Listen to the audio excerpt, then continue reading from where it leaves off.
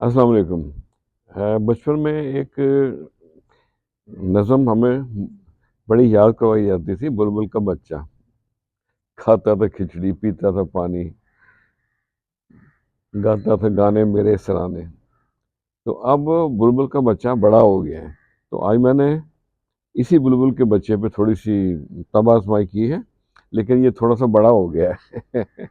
तो अर्ज़ करते हैं, बुलबुल का बच्चा बड़ा हो गया है, जागे कभी, कभी सो गया है। नटखट बड़ा है बुलबुल का बच्चा, पत्तों के पीछे गुम हो गया है। बुलबुल का बच्चा बड़ा हो गया है।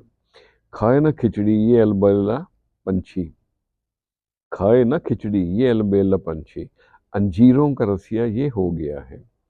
टहनी पे बैठे बैठे ही अक्सर ख्यालों में दूर कहीं खो गया है। खेले ये आंख मचोली चमन में, अभी सामने था अभी खो गया है। बुलबुल का बच्चा बड़ा हो गया है। और मुझसे करे ये चूं चूं में बातें, गपशप का रसिया ये हो गया है। लाए न खातर में मौसम की सख्ती, लाए न खातर में मौसम की सख्ती, गिर गिर बहादुर बड़ा हो गया है। बुलबुल का बच्चा बड़ा हो गया है।